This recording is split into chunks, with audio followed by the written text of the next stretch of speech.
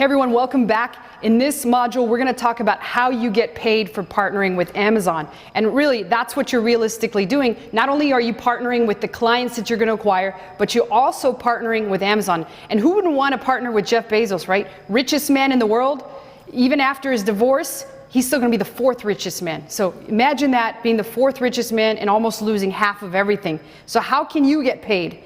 Well, first of all, you can get paid as a partner. So we're going to explain each of these in detail here in just a minute. But I want you to just imagine you're partnering with these people and these clients that you find that need somebody to sell their products on Amazon. The second way you can get paid is as a consultant. So more or less you're advising the actual company as opposed to partnering or anything like that. So you'll be paid for your services as a consultant. The third way is as an agency. And I know those kind of sound like they're the same, but they're really not. So in a second, I'll show you what I mean by the difference between a consultant and an agency.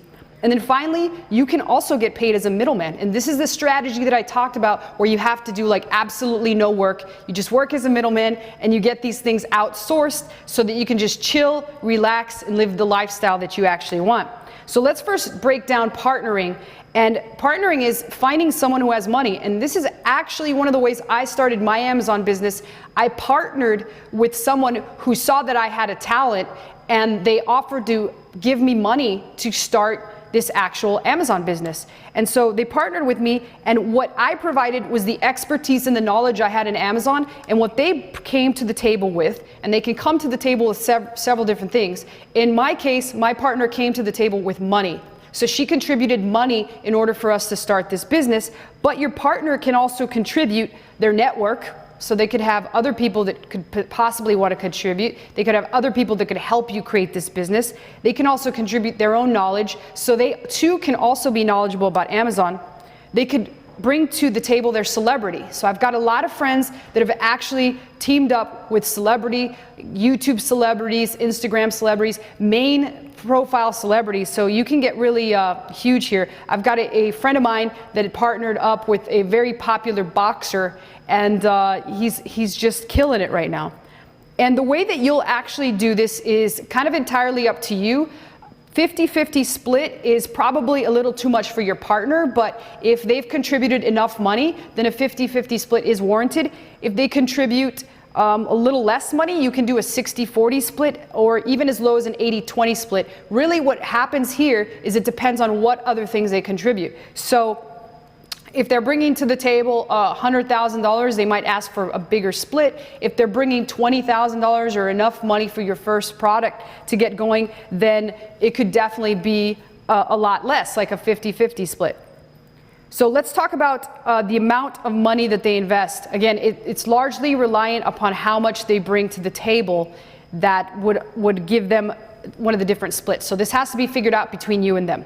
Now let's talk about the consultant angle. On the consultant angle, you are acting as an advisor. So once again, you bring your expertise to the table, but you also ask them for a percentage of net revenue. So that percentage can be anywhere from 15 to 25. However, I've seen people get as much as 50% here. Really, it depends on how confident you are in your ability to be able to do this and how well you know your partner and what they're bringing to the table.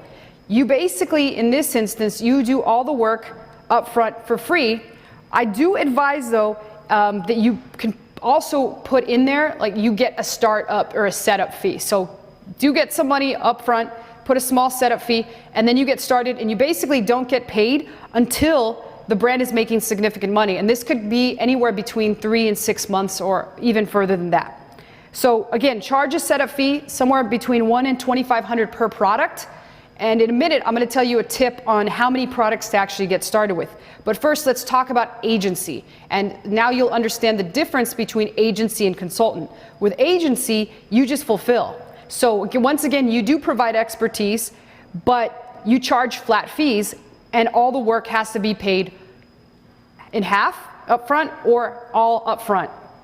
And so right here with agency, your number one goal should be to provide some sort of ongoing recurring revenue. So for example, in my case, I have an Amazon PPC agency where all I do is pay-per-click for clients. And so you'll see here as we get into the training how you do pay-per-click.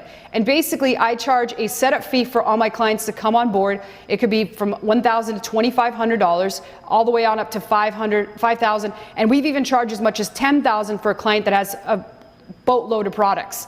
And then we charge an ongoing monthly recurring fee anywhere between $1,000 all the way on up to $10,000. And if you really get some big accounts in the future, they can pay you as much money as you $20,000 to $100,000.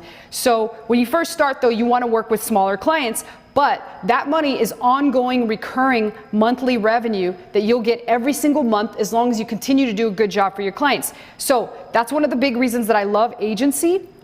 And basically what you can do with agency is you can either be really niched down like I talked about in the PPC example, or you could provide a one-stop shop. And what I mean by one-stop shop is you're going to do all sorts of things. And we'll get over the types of things that you can do, but to break it down, you can create listings on Amazon, you can do product photography, you can do copy, you can do launches for your customers, you can do PPC. And again, I'll break it down here in a minute, but basically you're an agency that does everything. So when you first start, I don't recommend you do that because again, you're brand new.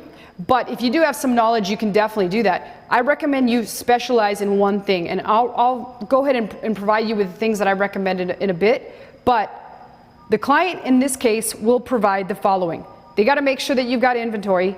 They've got to make sure that you've got products in stock. They got to make sure that you have enough money, and they've got to make sure that they already have an existing list. If they don't, that's okay, but the existing list could help you launch products. So let's talk about the fourth and final way you can get started with this opportunity. That is working as a middleman.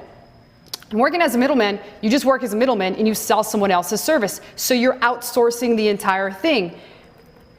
Here in this case, you're going to have to find someone else to do the work for you. And you can actually find another agency, another person, and you upsell their services. So sometimes you'll come across a situation where you work with people that aren't that good and you will have to clean up some of their work. But as you get better at this and as you work with more people, you will find really trusted providers that you can work with, and then you can upsell their services. And you know what? I know what you're thinking, like, why would I be able to still add a fee on top of that? Well, trust me when I say there's a lot of companies out there that are on Amazon that don't even actually realize these services are available. And they're clueless to what they could even do on Amazon. And that's why I'm going to show you a tip for how to actually make them so excited to work with you that they can't say no. So the one thing that hurt our agency from growing initially is clients running out of inventory. So one final tip that I can provide you here is that as you get better at this business, consider adding a penalty fee to your consulting clients if they run out of inventory. And this can kill all momentum if you actually get going and then your product runs out of inventory, and it's going to be like starting from scratch again. And then one final thing, I want you to realize that not all clients are created equal. Work only with someone you get along with, because remember, these people are going to almost be like your friends, where you're going to have to deal with their stuff every single day in some cases. Also, get their Skype, have their regular phone as well as their after hours phone, and make a commitment to get back to them within X hours, but also set expectations early on for how often you'll be available and from what hours, and how much time you're willing to dedicate to them. Because trust me, you'll get your problem clients that want all your time. So don't make the mistake of feeling that you have to work with every single client. And then finally, anytime you look at an actual person's client, ask yourself these questions when you actually see the product. And we will go over a strategy to figure out how much they can make. But you want to know is, can the product actually be fixed? Could you really make it better? Do you believe in your heart that this product can be made into a better product? Is this person the only seller of this product? That could be an indication that the product either possibly has a patent on somebody else's end, or the product just doesn't have, it can't sell. That would be a big problem if you start working on a product that you cannot sell. And then finally, always start with one product. You don't want to start with a bunch of products and then really not know what the heck you're doing. It's safest to start with one product to see how the relationship goes with the actual client, as well as how well you can do on that one product. And in the next video, we're going to talk about what to look for in a product and how to be able to use my secret weapon software to be able to analyze an entire market so you can truly impress your actual clients on the spot when you're looking to sign them as a client. So I'll see you in the next video.